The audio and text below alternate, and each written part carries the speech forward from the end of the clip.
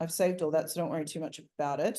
I'll get it to you later. So let's do some with just algebra. I just want to show you why there are always two answers, because there are always two values that line up on the graph. So if I said sine of theta equals 0.45, the first thing I have to do is find out what this angle is. So theta is the inverse sine of 0.45, which is 26.7. Okay, so then my other angle is just 180 minus that, which is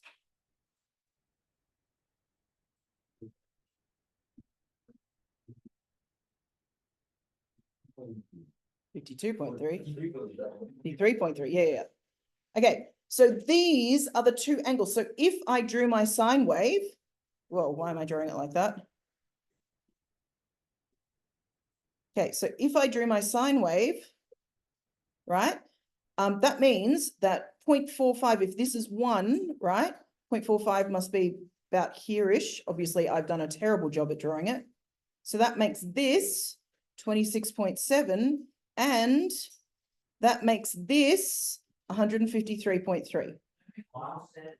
That's what's happening. The same is true for the cosine rule, but with one little difference. There is one tiny difference with the cosine wave, because we've shifted the cosine wave slightly to the right, haven't we? Because we're starting at 1. All right, so for the cosine rule means that you actually have to do, again, it's 180 minus the angle, but you've got to make it negative. That's the only thing you've got to do different. Because if you think about the cosine rule, you're starting up here. Wow, that is not even at all. Oh dear. All right, we're going to pretend that's even. So let's have a look at it. So let's do the same thing. Let's do cosine of half. So what's cosine of half? Oh, sorry. No, I've written stupidly again, haven't I? Cosine of the angle is half. So what's that?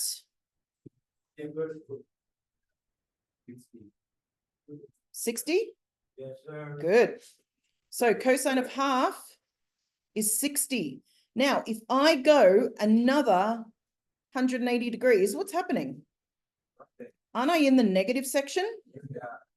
See why I need to put a negative on it this time? So this is still going to be negative half down here if this is positive half.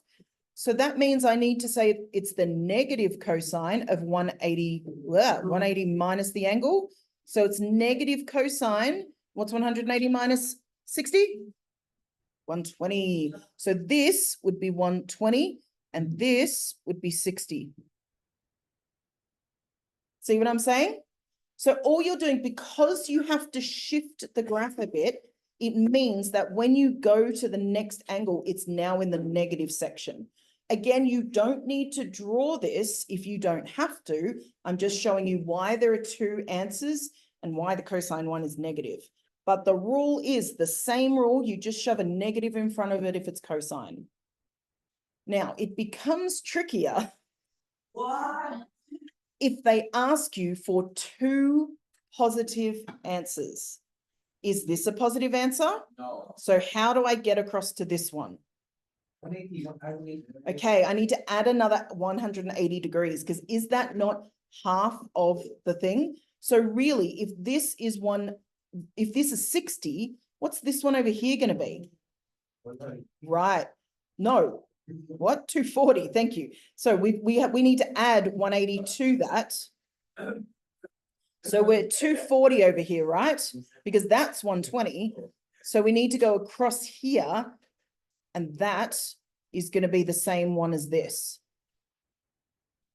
So if they just, so it's really important to read the question. What angles are they asking for? Sometimes they ask you for angles between 0 and 180. That's what we've done. Sometimes they will ask you for angles between 0 and 360. And then you need to think about this. Oh. Because this is 360 up here, right? So sometimes you have to look at the whole cycle. Sometimes you just need to look at the first half of the cycle. The question will tell you, right? The question says, do it between 0 and 180 or do it between 0 and 360. Or they might say, give me only positive answers, which means you don't care about this one because that's a negative answer. How do you what?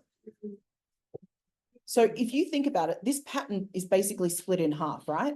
So if this is 60 degrees from the start, this is 60 degrees from the end. So you can think of it like that. So think of this as a mirror line. So if you want to think of the middle of the graph, why did that give me black? I asked for red. This is like a mirror line of the graph, right? So if you have gone 60 degrees from the start, your answer over here is going to be 60 degrees from the end. You can always think of this line as a mirror reflection. If that helps you, that's great. So it's just important that you pay attention to what the question is asking. Which section of the graph do you need to look at? All right, so some of this is easier than others. All right, let us do, first of all, let me save this. Guys, wait, I'm not going to ask you to work yet. I've still got one more thing to show you. I know it's a lot today. All right. All right, we're going to go back to our graph. Okay, I am going to take away the sine graph. We're going to look at the tan graph. So the tan graph is easy.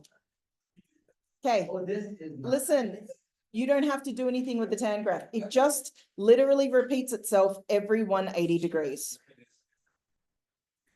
So every 180 degrees, it starts again, right? So it starts at 0, which means this is 180, which means this is 360.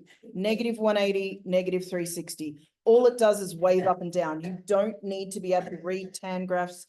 You just need to be able to find unknown values sometimes. So if I said that what is the tan value at 1, all I would do is find the inverse tan of 1. What do you think it's going to be? Make a guess.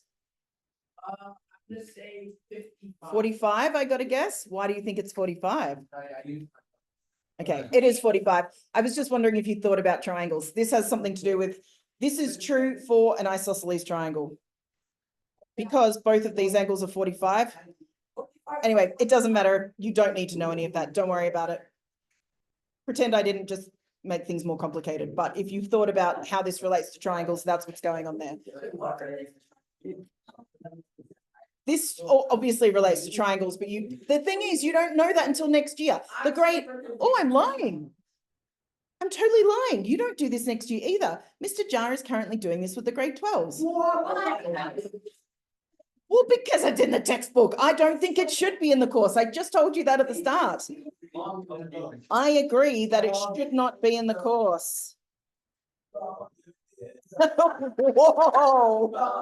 This is YouTube. I'm going to get fired. Okay. Stop.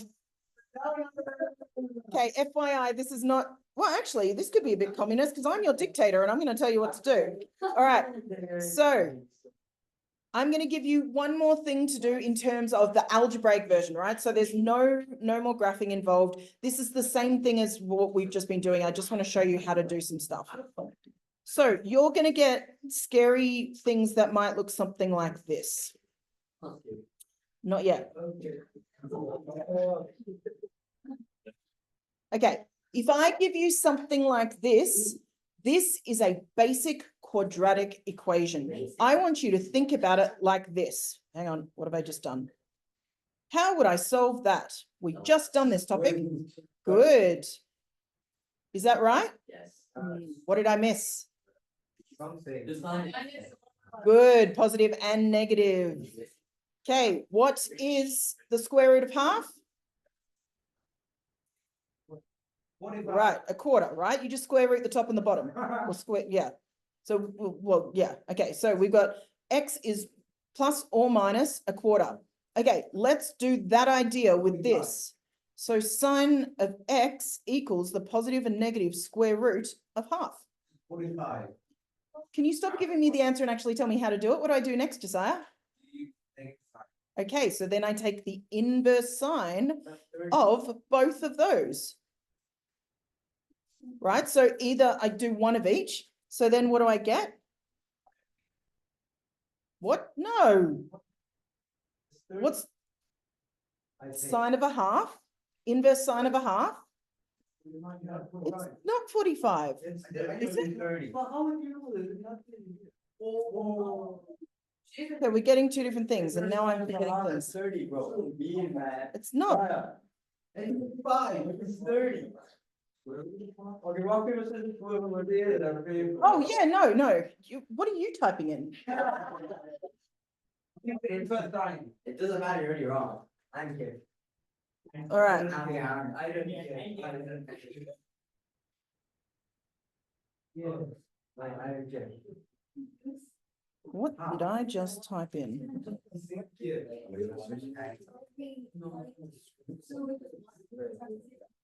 Okay, so if that answer is 45, or yeah, negative 45, right? I mean, is that, so if I need another value, what was my rule before? Sorry? Okay, 180 minus the angle, right? Isn't that how you get the other one? So we've got 45 and 55. what? 135, right? Okay, so these are my two positive angles. Usually you are not going to use this angle because they're going to ask for angles between 0 and 360. So even though this might be an angle, you don't want it, okay? Because you don't want negative angles. If you're asked for this, if you gave me this answer, you'd lose a mark because there's always two. You must give me this one as well. All right. Now I know that that was a lot and that was quite overwhelming in terms of the amount of information you just got. There are some very, very difficult questions in this topic, particularly question 5 is really, really hard. It is the very last question. It's really hard. Let me, actually, I'm not going to give you a hint yet. I'm going to see if anyone can do it without hints. All right. This is the weird lesson that sort of sticks out from the other ones. I promise this is the hardest lesson in the whole topic. Let's get it. This is not. This is definitely